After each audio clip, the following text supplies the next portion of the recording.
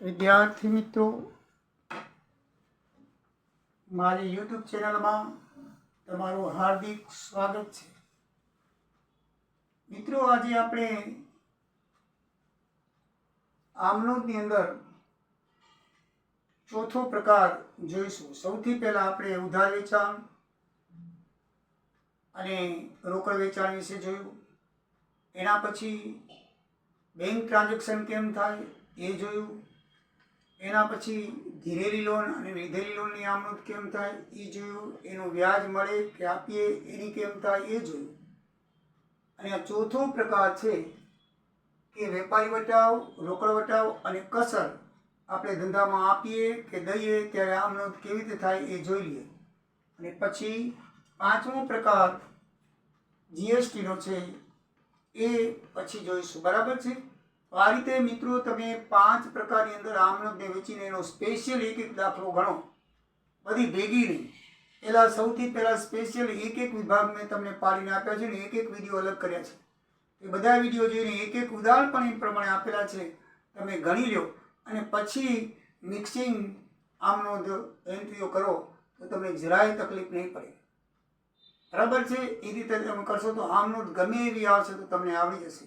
તો ચલો મિત્રો, વેપારી વટાવ, રોકડ વટાવ અને કસર એ કોને કહેવાય મેં અગાઉ તમને થિયરિકલમાં પ્રસ્તાવિકમાં આપી દીધું. છતાં તમને ટૂંકમાં કહું તો વેપારી વટાવ છે એ છાપેલી કિંમતે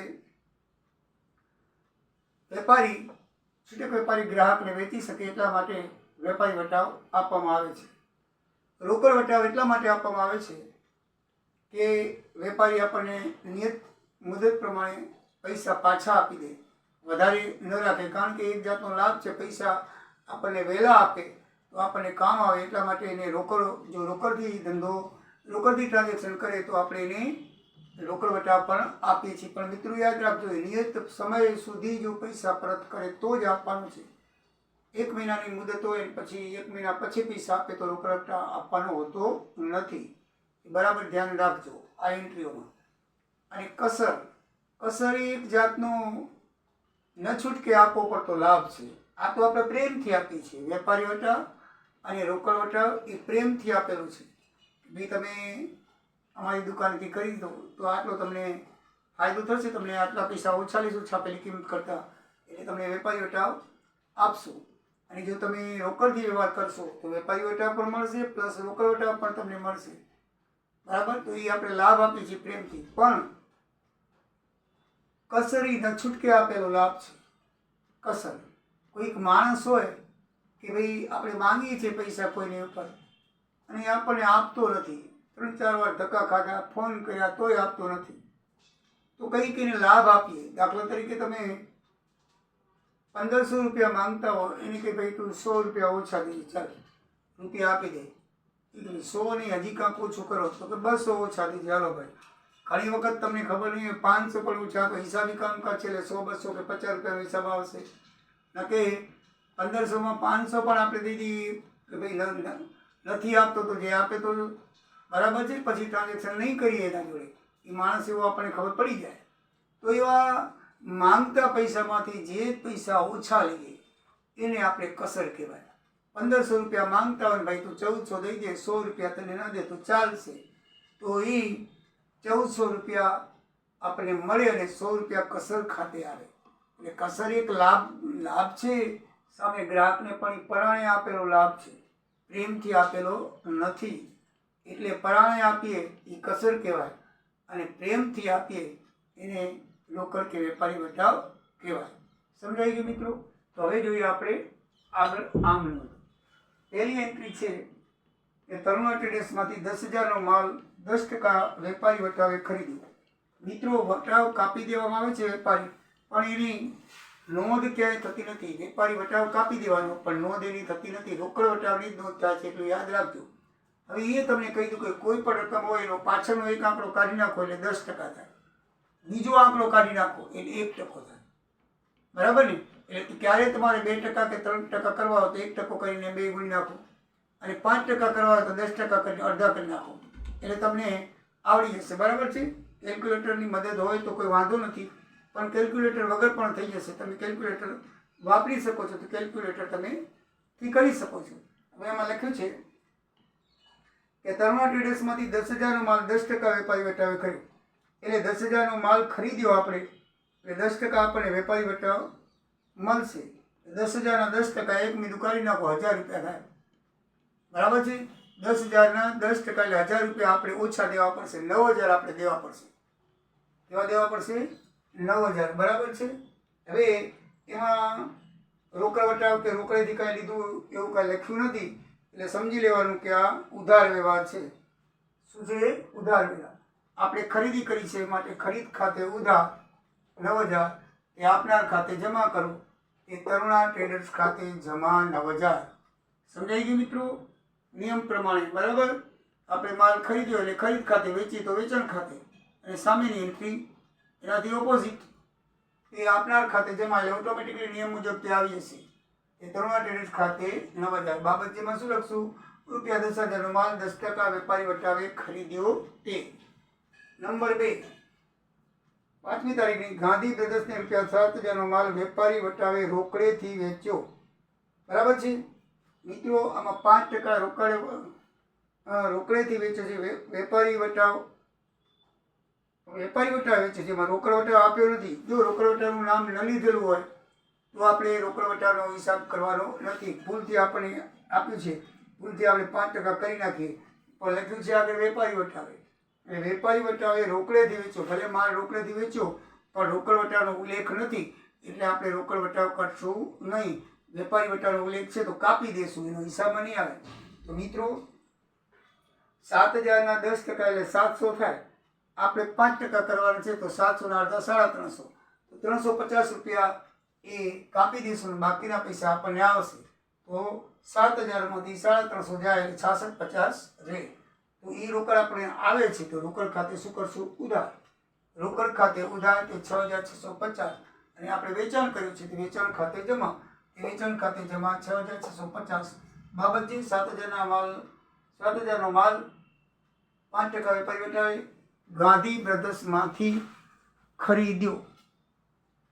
ગાંધી બ્રદર્સને રોકડેથી વેચ્યો.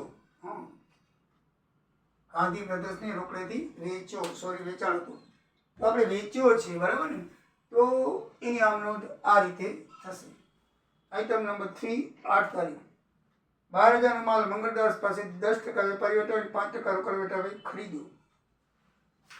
નાણાં રોકડા ચૂકવ્યા. જોને નાણાં રોકડા ચૂકવી દીધા છે. બરાબર? તો પહેલાં તો એ હંમેશા ધ્યાન રાખજો કે રોકડ વટાવ અને વેપારી વટાવ બે ભેગા આપેલા હોય તો પહેલાં વેપારી વટાવ કાપ્યા પછીની જે રકમ વધે ને એના ઉપર તમારે રોકડ વટાવ કાપવાનો, મૂળ રકમ ઉપર નહીં. યાદ રાખ. એટલે દાખલા તરીકે 12,000નો માલ છે, 10% વેપારી વટાવ થાય, એટલે 12,000માંથી 10% મીંડું કાઢી નાખો, 1200 રૂપિયા 10% થાય. તો 12,000માંથી 1200 જાય એટલે 10,800 રહે. આપણને 10,800 જે છે એ ખરીદ ખાતે આપણે ખરીદી કરી છે. બરાબર ને? પાસેથી આપણે મંગળદાસ પાસેથી આપણે ખરીદ્યો છે, એટલે ખરીદ ખાતે આપણે એને 10,800 રૂપિયા ઉધારશું. બરાબર છે? આપણને 2 વટાવ મળશે. આપણે ચૂકવાના છે 10,800, પણ હજી આપણે 5% એ શું કરશે? વેપારી વટાવે આપશે, એટલે 10,800 ઉપર 5% કપાશે. ધ્યાન રાખજો. વેપારી વટાવ કાપ્યા પછી જ રોકડ વટાવની રકમ ઉધાર મીન્સ કે કપાય. તો 12,000માંથી 10% વેપારી વટાવ કાપી દીધો એટલે 10,800 જો એ આપણી ખરીદી કહેવાશે. બરાબર છે? તો હંમેશા ખરીદ ખાતે ઉધાર 10,800. વેપારી વટાવની નોંધ થતી નથી, એટલે વેપારી વટાવ કાપ્યા પછીની જ રકમ આમ નોંધમાં લખવાની છે. બરાબર? તો ખરીદ ખાતે ઉધાર 10,800. આપણને રોકડ કેટલી આપવી પડશે? આપણી પાસે રોકડ જાય છે તો રોકડ ખાતે જમા, આપણને રોકડ વટાવે મળશે, એટલે આના ઉપર રોકડ વટાવ મળશે 10,800 પર. એક બિલું કાઢી નાખો એટલે 1,080 10% વટાવ થાય, પણ આપણને મળશે 5%.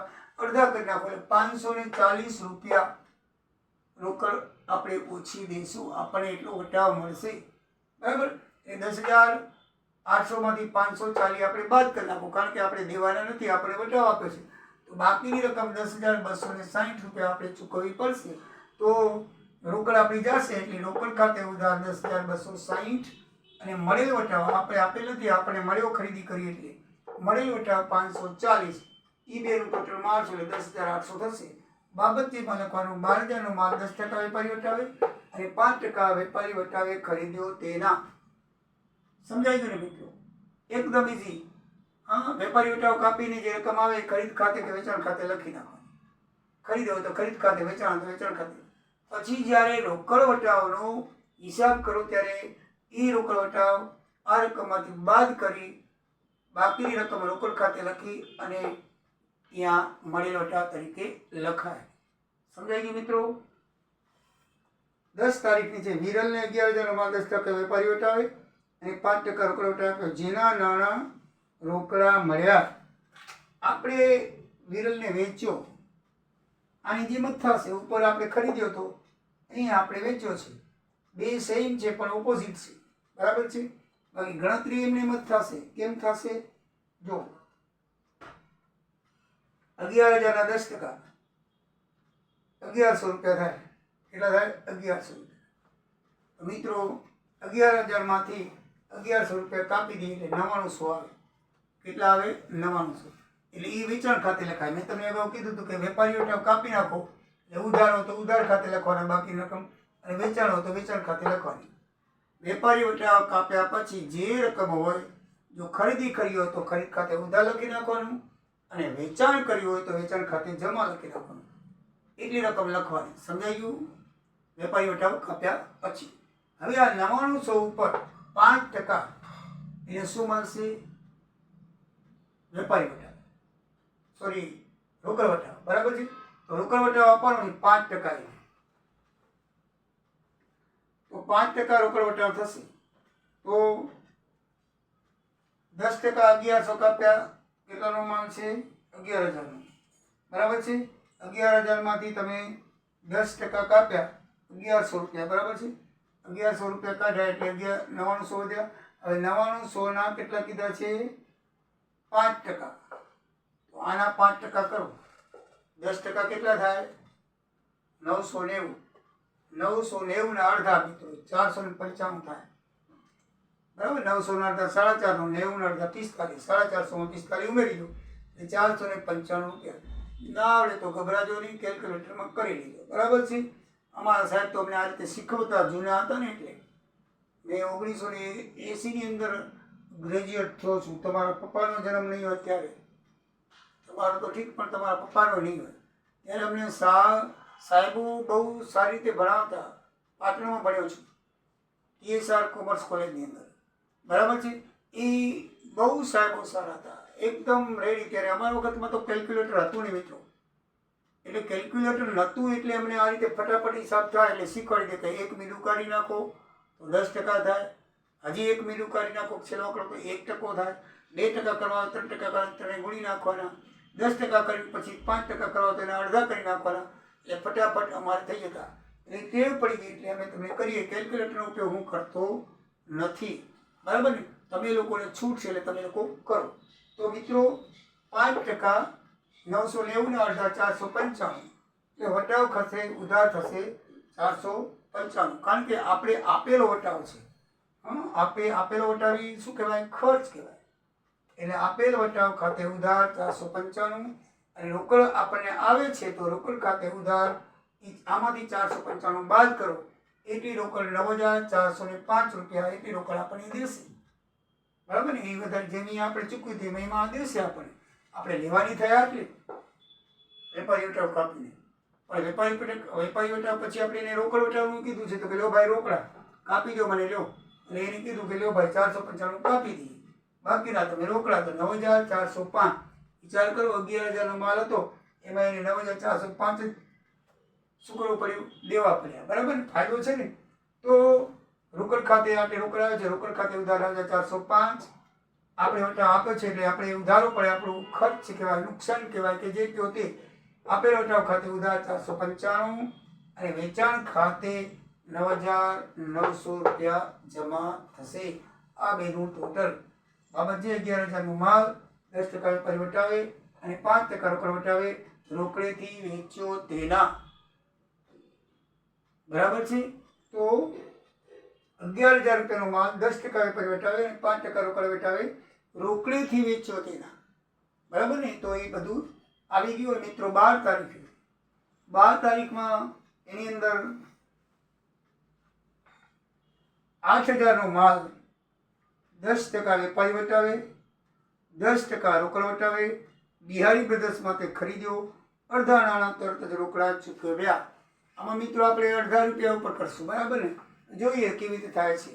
જો ખરીદ આપણે શું છે, ખરીદ્યો છે એટલે ખરીદ ખાતે તો ઉધાર થશે જ, બરાબર છે. ખરીદ ખાતે કેટલા થાય, આમાં લખ્યું છે 8,000નો માલ 10%. તો 8,000માંથી એક બીજું કાઢી નાખો 800, એટલે 10,000માંથી 800 જાય એટલે સીધા આપણે ખરીદ કરી 7200 રૂપિયા ખરીદ ખાતે ઉધાર. ને 800નો હિસાબ કાંઈ કરવાનો નથી, ઉડી ગયા, બરાબર. આપણા હિસાબમાં 7200 આવશે ખરીદ ખાતે ઉધાર. હંમેશા વેપારી વટાવ કાઢીને એમાઉન્ટ લખી નાખવાની. ખરીદ ખાતે ઉધાર 7200. હવે અડધા રોકડા દે છે મિત્રો, અડધા રોકડા દે છે એટલે અડધા એટલે કેટલા થાય, 72ના અડધા 3600. 36 દુ 72 થાય કે નહીં, 3600 થાય અડધા એટલે. તો એમાંય 10% એટલે 360 રૂપિયા. એટલા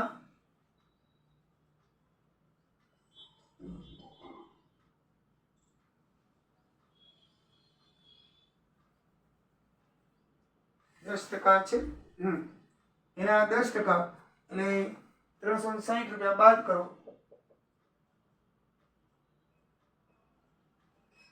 3240 રૂપિયા એ આપણને ચૂકવશે. કેટલા ચૂકવશે, 3240.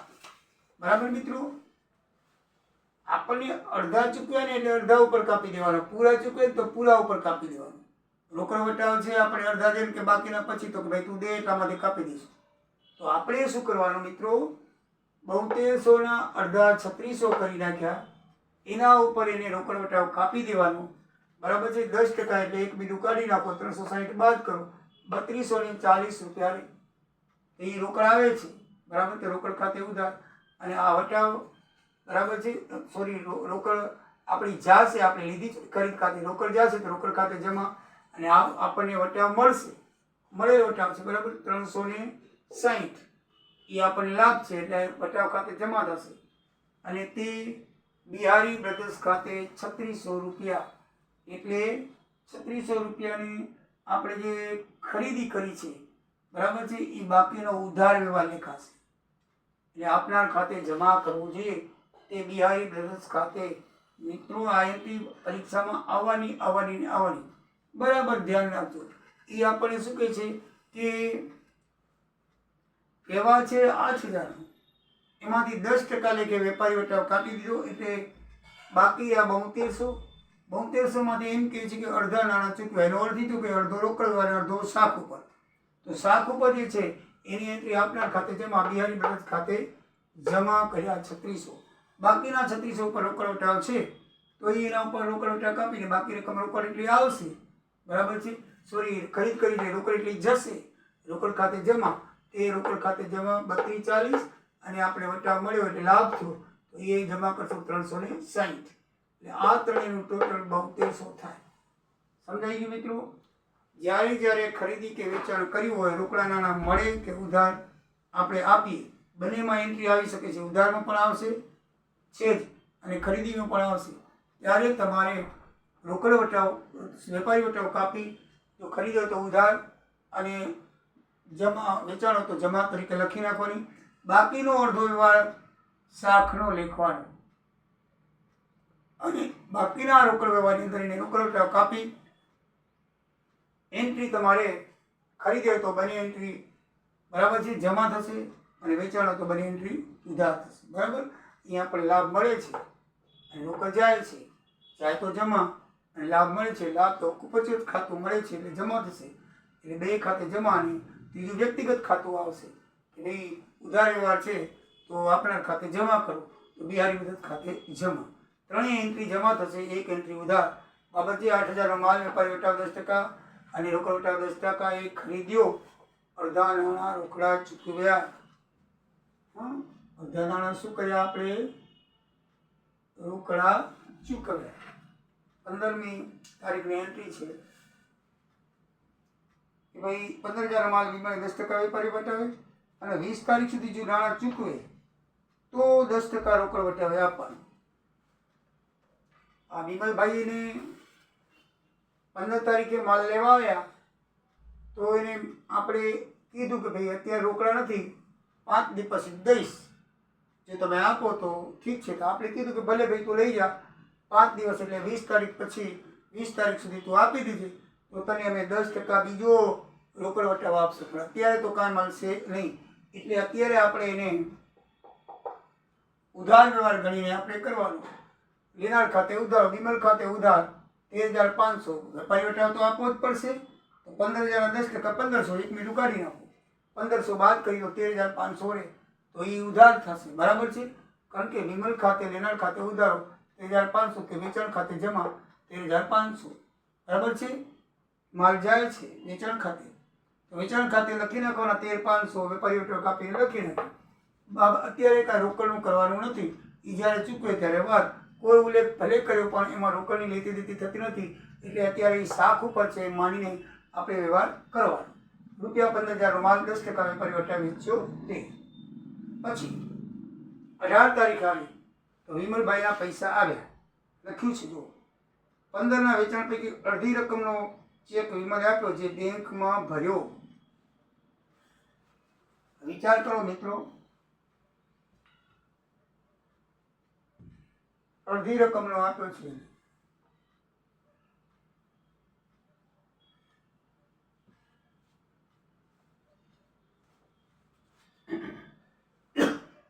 અડધી રકમ એટલે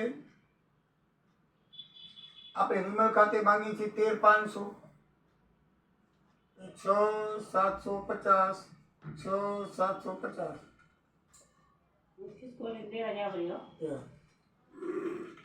તમે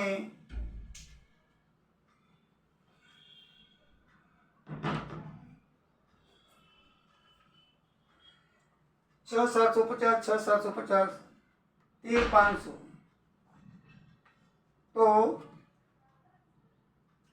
એમાં એમ લખેલું છે કે અડધી રકમ ચેકથી ચૂકવી, એટલે આપણે એને અડધી રકમ ઉપર જ 10% આપશું. 6750 ઉપર જેટલા ચૂકવ્યા એટલા આપણને ચૂકવતો નથી, તો 6750 ઉપર 10% આપીએ, એક આંકડો કાઢી નાખો એટલે 675 રૂપિયા એને આપીએ. કેટલો આપશું? 675 રૂપિયા મિત્રો. બરાબર ને? એટલે આપણને અડધા નાણાં બેંકમાં આપણને ચેક આપે છે, બેંકમાં 18 તારીખે આપ્યો તો આપણે આપવું પડશે, કારણ કે 20 તારીખની બોલી કરી હતી એટલે વેપાર વટાવ આપણે આપશું. તો અડધા નાણાં 6,750 એ આપણે ચેક એને મળ્યો. બરાબર છે, તો એ ચેક એને અડધા નાણાં આપણે ચૂકવ્યા તો આમાંથી 675 બાદ કરો, બાકીના જે નાણાં છે એ બેંક ખાતે ઉધાર થશે. બેંક ખાતે ઉધાર કેટલા કરશું આપણે? 6,075. બરાબર, બેંક ખાતે કેમ ઉધાર થાય મિત્રો? કારણ કે ચેક આવ્યો એટલે આપણે બેંકમાં ભરશું, બેલેન્સ વધે તો બેંક ખાતે ઉધાર થાય. આપણે શીખી ગયા છીએ બેંક ખાતે ઉધાર 6,075, આપેલ વટાવ ખાતે 675. આ 6,075 કેમ આવ્યા? 750 માંથી એને આપણે બાદ કરી દીધા 675, એટલે આપણે 750 નો હિસાબ થઈ ગયો. આપણે એ વિમલ ખાતે આપના ખાતે જમા કરો. 6,750 રૂપિયા વિમલ ખાતે શું થશે? જમા થશે. બરાબર ને? બેંકમાં ચેક મળ્યો એટલે બેંકમાં ભરશું, બેલેન્સ વધે બેંક ખાતે ઉધાર, અને આપણે વટાવ આપ્યો છે એટલે આપણો ખર્ચ કહેવાય. તો વટાવ ખાતે ઉધાર, આ વટાવ બે મળે તો જમા થાય, આપીએ તો ઉધાર થાય. બરાબર, આપણે ખરીદી કરીએ ત્યારે વટાવ મળે એ જમા થાય, આપણે વેચાણ કરીએ ત્યારે વટાવ આપવો પડે એ આપણું ખર્ચ કહેવાય. એટલે એ ખર્ચ ખાતે ઉધાર, બેંક ખાતે પણ ઉધાર આવશે, વટાવ ખાતે પણ ઉધાર આવશે, અને તે આપનાર ખાતે જમા, વિમલ ખાતે 6,750. સમજાઈ ગયું મિત્રો? હા. પછી આગળની એન્ટ્રી છે 22 તારીખની. વિમલે બાકીની લેણી રકમ રોકડેથી ચૂકવી. તો આ તો એને ચેક આપી દીધો હતો એટલે આપણે આટલી બાકી છે.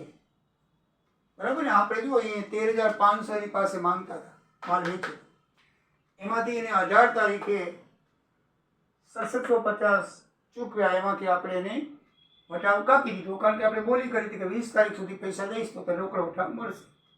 બાકીના અડધા રૂપિયા છે એને 22 તારીખે મિત્રો આપ્યા છે. આપણે વાયદો કર્યો તો 20 તારીખનો, એના પછી આપ્યા. એટલે રોકડ વટાવનો નિયમ છે કે નિયત મુદતમાં પૈસા પરત કરે તો જ રોકડ વટાવ કાપી દેવો. નિયત મુદતથી વધારે પછી જો એ પૈસા આપે તો રોકડ વટાવ કાપી દેવાનો નથી. એટલે મિત્રો અહીંયા રોકડ વટાવ નહીં કાપી દેવાનો. એ રોકડ આવી આટલી રોકડ ખાતે ઉધાર 6750, એ આપનાર ખાતે જમા, તે બીમલ ખાતે જમા 6750 કરી નાખો. બરાબર ધ્યાન રાખજો. એની તારીખ જોવાની, એટલે કે આમાં તમે જો રોકડ વટાવ આપી દીધો તો તમારી એન્ટ્રી રોંગ થશે, માર્ક કપાઈ જાય. બરાબર છે મિત્રો?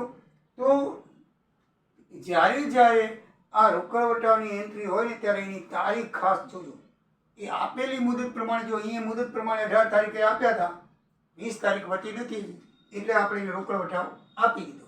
પણ અહીંયા 22 તારીખ આવી ગઈ, 20 તારીખ સુધીનું ચોપડીમાં લખેલું છે, 20 તારીખ સુધી આપે તો જ કાપી દેવાના. તો 20 તારીખે એને બદલે 22 આપ્યા તો એને આપણે કાપી દેવાનો નથી. એટલે પૂરેપૂરી રકમ રોકડ લેવાની અને એની ખાતે જમા કરવાની. બાબત જેવી મને બાકી રોકડ રકમ આપી તેના. બરાબર છે? તો મિત્રો આ રોકડ વટાવમાં બરાબર ધ્યાન રાખજો. મુદત પ્રમાણે આપે તો જ. બરાબર ને? રોકડ રકમ આપી તે. બરાબર. 25 તારીખ સુનિતાએ 1020 લેણા હતા, તેણે ચૂકતેના હિસાબે 1000 રોકડા આપ્યા. બેન સુનિતા છે, એને પાસે આપણે 1020 માંગતા હતા. બરાબર છે? તો એણે કીધું કે આ ઉપરના 20 રૂપિયા મારે દેવા નથી. બરાબર છે? ઘણી વખત આપણે રોકડેથી લેવા જઈએ અને કંઈક 100 જેવા ઘણો બધો માલ લીધો 15-20 હજારનો, એ વેપારી એમ કે 15,200, આ 15,000 લઈ લો, 200 રૂપિયા નહીં આપે. તો વેપારી એમ કે હશે, જવા દો, આટલો બધો માલ ખરીદ્યો છે ને, તો એ કસર કહેવાય. બરાબર છે? એટલે આ રોકડ ખાતે છે ને, એટલે આમાં આપણે લેણા આપે તે સુનિતાબેનને આપણે માંગતા હશું, લેવા ગયા તો ભાઈ કે 1000 રૂપિયા દઈશ, 20 રૂપિયા લઈ દઉં, કાંઈ નહીં, હાલો કજિયાર હું કાઢું. બરાબર છે? તો એ 20 રૂપિયા આપણે ન લીધા, એને રોકડા દીધા, એટલે રોકડ ખાતે ઉધાર આપણી પાસે રોકડ આવી, 20 રૂપિયાને કાપી દીધા. ઘણી વખત કીધું ને કસર પ્રેમથી નહીં, પણ આ પ્રેમથી કાપી દીધા. નાની રકમ હતી તો કસર ખાતે ઉધાર 20,000, એ સુનિતા ખાતે 1020 રૂપિયા જમા કરીને ખાતું કર્યું પૂરું. બરાબર છે? બંને બાજુ તાળો મળી રહે. 1000 રોકડાને 20 કસર ને આ બાજુ 1020 જમા ને ઉધાર, બેના પલ્લા સરખા કરી નાખ્યા એટલે ખાતું મળી જાય. મિત્રો રોકડા આવી, રોકડ ખાતે ઉધાર, કસર એ આપણો ખર્ચ છે, નુકસાન છે, એટલે એના ખાતે પણ ઉધાર થશે, એ આપનાર ખાતે જમા થાય. સુનિતાબેન ખાતે 1020 જમા. બાબતજી 1020ના લેણા પેટે સુનિતાએ 1000 આપણને ચૂકવ્યા તેના. આ કસર છે, વટાવ નથી. બરાબર ને? તો એ બરાબર સમજી લેજો. કસર ક્યારેક આપવી પડે, વટાવ તો તમારે ફરજિયાત તમે કીધું એટલે આપવો જ પડે. પણ લેતી દેતી વખતે આપણે એમ નહીં કે બેન તમે પૈસા થોડાક ઓછા દેશો તો અમે લઈ લઈશું કસર, એમ નથી કહેતા વેપારી. બરાબર? આ ન છૂટકી આપવું પડે છે. બરાબર? હવે 31મી તારીખ છેલ્લી,